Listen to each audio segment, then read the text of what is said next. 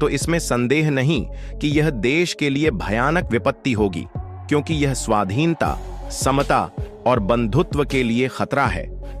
इस दृष्टि से यह लोकतंत्र से मेल नहीं खाता। हिंदू राज को हर कीमत पर रोका जाना चाहिए। भारत को हिंदू राष्ट्र बनाने का सपना कोई आज का नया सपना नहीं है, भले ही आज वो परवान चढ़ता दिख रहा हो। संघ और उससे जुड़े संगठन राष्ट्रगान, बीफ, गोरक्षा और राम मंदिर पर जो तेवर दिखा रहे हैं, वो तो केवल आगाज है। आरएसएस प्रमुख मोहन भागवत ने पूरे देश में गो हत्या रोकने वाला कानून लागू करने की वकालत की। आरक्षण पर पुनर्विचार का बयान भी वो पहले दे चुके हैं। हिंदू संस्कृति को पूरे भारत के लिए आदर्श जीवन संहिता बनाना संघ का घोषित लक्ष्य है। महिलाओं के लिए ड्रेस कोड, लव जेहाद के विरुद्ध अभियान आदि तो चलते ही रहते हैं। असल में इस्लाम आधारित अलग राष्ट्र और हिंदू राष्ट्र दोनों की मांग जुड़वा भाई की तरह पैदा हुई थी। दोनों ने एक दूसरे को संबल प्रदान किया था। सच तो यह है कि हिंदू बहुमत के शासन के डर की जमीन पर ही पाकिस्तान की मांग फली फूली थी। डॉक्टर आम्बेडकर ने 1940 में ही धर्म आधारित राष्ट्र पाकिस्तान की मांग पर आगाह करते हुए कहा था, अगर हिंदू राष्ट्र बन जाता है तो बेशक इस देश के लिए एक भारी खतरा उत्पन्न हो जाएगा। हिंदू कुछ भी कहें, पर हिंदुत्व स्वतंत्रता, बराबरी और भाईचारे के लिए एक खतरा है। इस आधार पर लोकतंत्र के अनुपयुक्त है। हिंदू राज्य को हर कीमत पर रोका जाना चाहिए। आज से लगभग 77 वर्ष पहले जिस खतरे के प्रति डॉक्टर आम्बेडकर ने आगाह किया था, वो आज भारत के दरवाजे पर पुरजोर तरीके से दस्तक दे रहा है। भले ही संविधान न बदला गया हो और भारत अभी भी औपचारिक तौर पर धर्मनिरपेक्ष हो, लेकिन वास्तविक जीवन में हिंदुत्ववादी शक्तियां समाज संस्कृति के साथ राजसत्ता पर भी प्रभावी नियंत्रण कर चुकी हैं।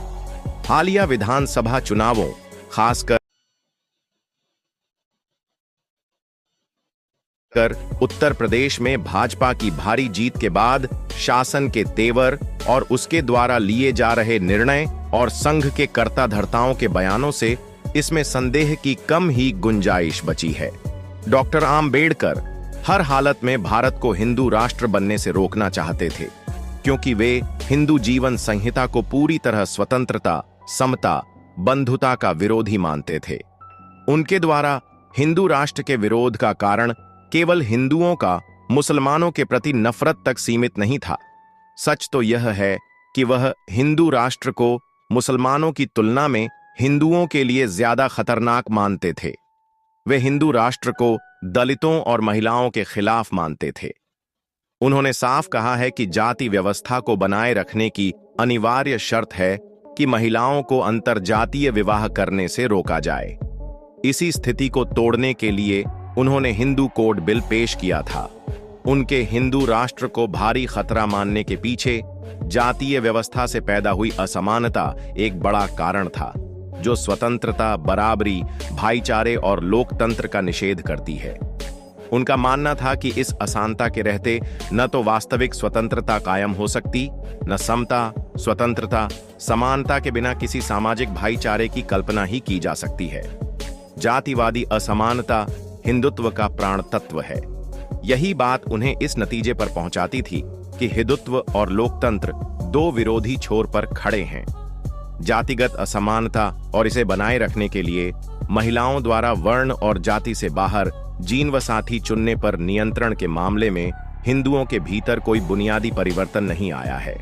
सारे तथ्य यही बताते हैं कि हिंदू सब कुछ छोड़ सकते हैं, लेकिन जाति नहीं, जो उनका मूल आधार है, और अंबेडकर इसके खात्मे के बिना लोकतांत्रिक समाज की कल्पना भी नहीं करते थे। आरएसएस के हिंदुत्व गान के बीच डॉक्टर अंबेडकर की इस चेतावनी को याद करना जरूरी है, खासतौर पर जब हिंदुत्व में सबको हजम करने की ताकत का दावा भी किया जा रहा हो। भागवत को भारतीय शब्द से तकलीफ है। वे चाहते हैं कि हिंदुस्तान के सभी निवासियों को हिंदू ही कहा जाए। सवाल यह है कि हिंदुत्व शब्द का अर्थ क्या है? न वेद, न पुराण, न गीता, न उपनिषद और न स्मृतियां, कहीं भी हिंदू धर्म या हिंदुत्व का जिक्र नहीं है। इस शब्द का सबसे पहले इस्तेमाल किया विनायक दामोदर सावरकर ने। अंग्रेजों से माफी मांगकर जेल से छूटे सावरकर ने 1923 में पहली बार हिंदुत्व के सिद्धांत का प्रतिपादन करते हुए एक किताब लिखी थी। इसके बाद ही यह शब्द चलन में आया। सावरकर के मुताबिक हिंदुत्व और हिंदू धर्म एक नहीं है। वे लिखते हैं, हिंदुत्व एक शब्द नहीं, लगता है कि परमेश्वर चाहते हैं कि हम उनके जीवन को इतिहास केवल धार्मिक तथा आध्यात्मिक इतिहास नहीं है। अनेकों बार हिंदुत्व शब्द को उसी के समान किसी अन्य शब्द जैसे कि हिंदूवाद के समतुल्य मानकर बड़ी भूल की जाती है। हिंदुत्व हमारी हिंदू नस्ल के संपूर्ण अस्तित्व से जुड़े विचार और गतिविधियों के सभी पहलुओं को समेटता है। लेकिन बात आगे बढ़ती है तो वे खुद इस परिभाषा को भूल जाते हैं। वे लिखते हैं, अगर निष्कर्षों की बात करें तो हिंदू वही है जो सिंधु से सागर तक फैली हुई इस भूमि को अपनी पितृभूमि मानता है, जो रक्त संबंध की दृष्टि से उसी महान नस्ल का वंशज है जिसका प्रथम उद्भव वैदिक सप्त सिंधुओं में हुआ, जो उसी नस्ल का है जिसकी संस्कृति संस्कृत भाषा में संचित है, जो सिंधुस्थान हिंदुस्तान को पितृभूमि ही नहीं पुण्य भूमि भी स्वीकार करता है। इस लिहाज से तो भारत में पैदा हुआ कोई ईसाई या मुसलमान जो इसे पुण्य भूमि करार देता हो, आराम से हिंदू माना जा सकता है। लेकिन कहां जनाब, सावरकर तुरंत इस खतरे को भांपते हुए स्थिति स्पष्ट करते हैं।